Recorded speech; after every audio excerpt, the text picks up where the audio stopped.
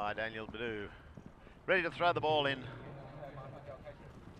from the sideline where it crossed the boards to end that fourth chukker, and it's Argentina quickly on the attack. Marcos Araja takes the ball down over the 30-yard line, cut in there by Ambrugio, but it goes wide to the left, so it's another let off there for England. That's not what they wanted to see. They would like to have been getting onto the attack on the front foot early in this. And here's Ambrosio's shot, but he just had to lean out a little way and got a bit too much angle on that one and drives it over the back line. So Harper hits in for England. Now this is the tactic they used earlier in the game, up to James Byam. He drives it up through the pack. Backhand there by Ambrosio is picked up by Sonadis. He puts it out over the boards, and the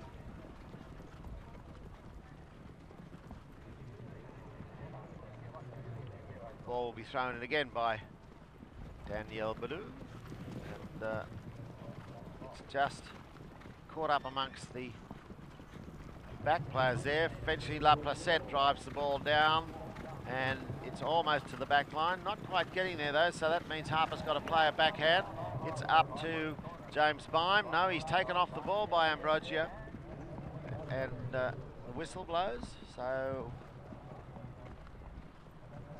we'll see if we can tell by the body language who's going which way. And Argentina are jogging off to the right, which probably means a hit on the spot has gone to England. Just not sure yet. Sure. Yes, it is. England will now start to form their attacking move. They're still in a defensive half, but this is a real chance for them to take the ball up to the halfway and into their attacking half, if they can keep control of it.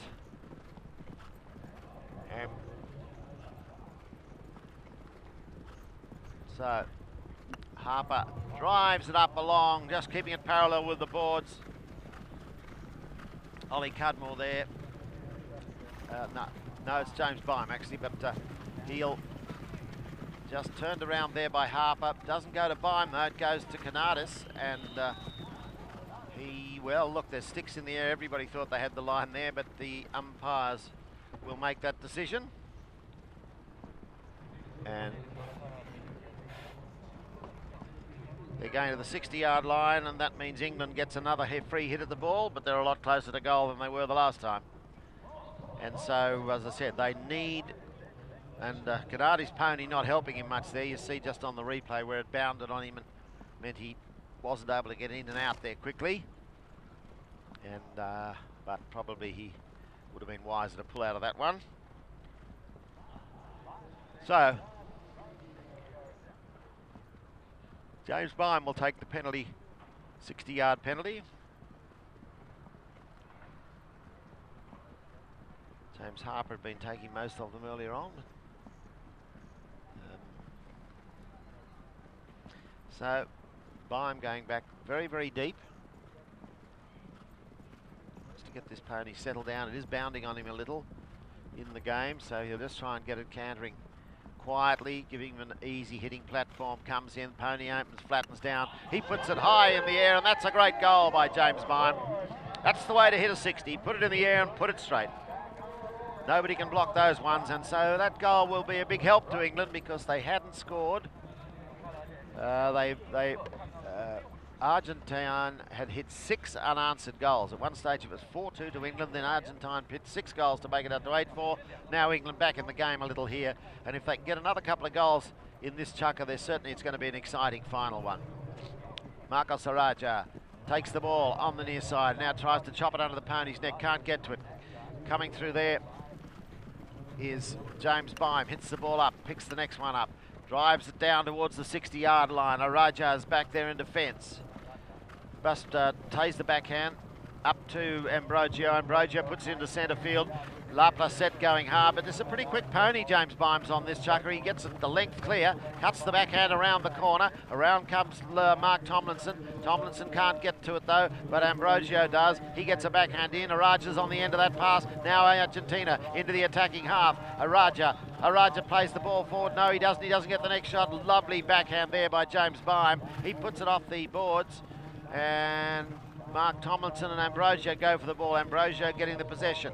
Comes around the corner with it now, but it's stolen there by Tomlinson, who taps the ball forward. He's come in and, well, he pretty much got squeezed out of that one. And I think the umpires, yes, the whistle has blown. So here's another chance for England, I think. They'll go down for a probably penalty 4 on the 60-yard line. And you saw James Byam made the most of the last one just less than a minute ago. If he can convert this next one, and we're only halfway through this 5th chukker. Not even that. We've only had about 3 minutes of it, so there's still 4 minutes at least left in this chukker. And if England can bring it back to 8-6, they've still got that time to hit another couple of goals. And they've just dominated a little in this one. I don't know what the team talk did for them, because they were really outgunned in the 4th chukker.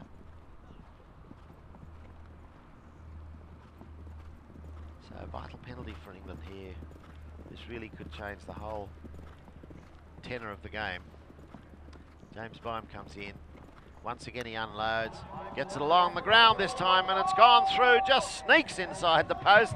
So instead of hitting it high in the air, which I think everybody expected him to do, he put his weight behind it and drove it along the ground to keep it straight. And it went a little offline, but not enough offline to go wide. So his shot there, just you see it coming, just sneaking inside, from his point of view, the right-hand post. So 8-6 the score now. England certainly back in this. Those 2 goals have really made quite a difference to the situation. And it's going to be Tomlinson. No, doesn't get it. Backed out there by Ambrosio. Ambrosio's shot is covered by Harper. Harper's near side shot takes it in towards the boards. In comes Byam. Byam gets possession for England. Taking the ball now. Just plenty of blue shirts there, squeezing him once again, but he'll just wait and see where the backhand goes from Ambrosio. It goes out to the boards.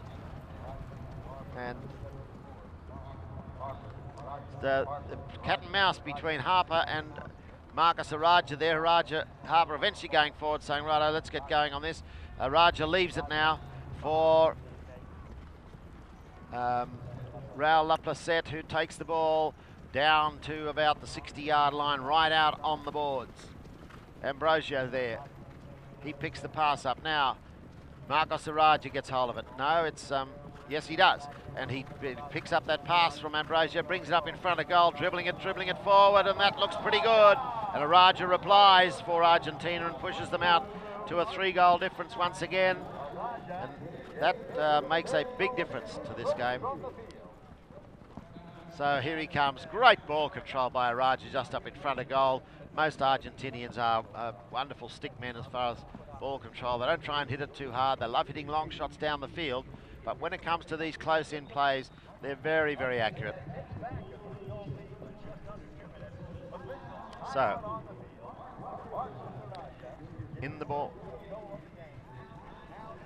Umpires have blown time out here. This is just a replay of that goal, and he's pretty pleased with himself.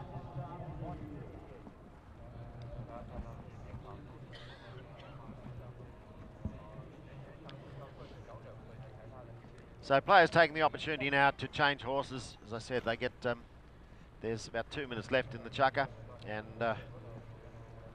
in this humid weather, if the horses get at all tired, they'll just give them a rest, take them off, bring on a fresh one.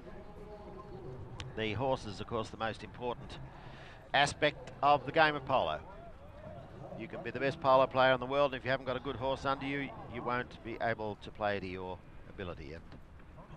And also, if you have a tired horse under you, he won't get you to the ball. So not only is it in the interest of the animal's welfare, but also in the interest of better polo that players, if they feel a horse getting tired underneath them, will quickly take it off and get a fresh one.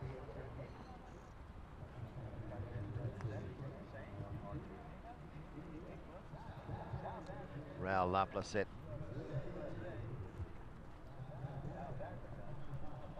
just having a chat to the umpires.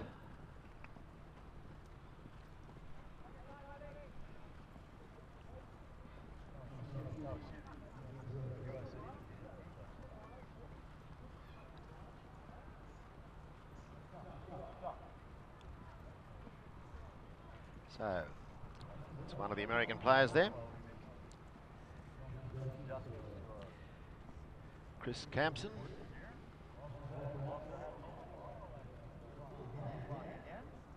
And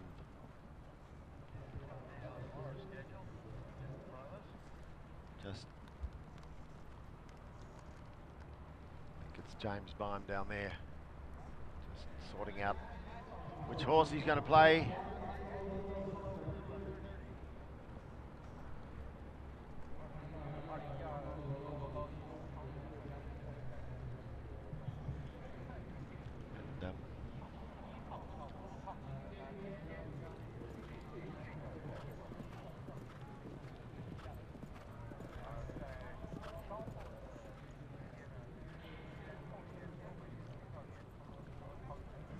So Mark Tomlinson and now Ollie Cudmore back on the field.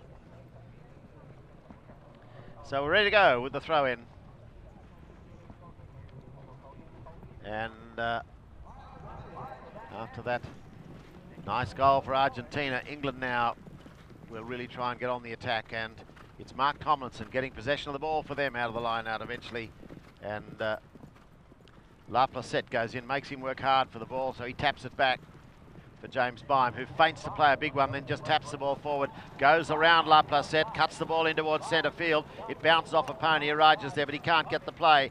Picked up there by Ollie Cudmore. No, coming through now is Mark Tomlinson. He brings the ball up towards the goal, just trying to push it up. There's plenty of blue ponies and blue shirts there, blue bandages and shirts at least, and but eventually I think there's been a whistle, so we'll just see if this goes England's way. There's still a minute 20 or so left in the chukker, so yeah, you can see Ollie Cudmore reckoned he had the line coming through there. Araja just being almost pushed across in front there by James Bime, so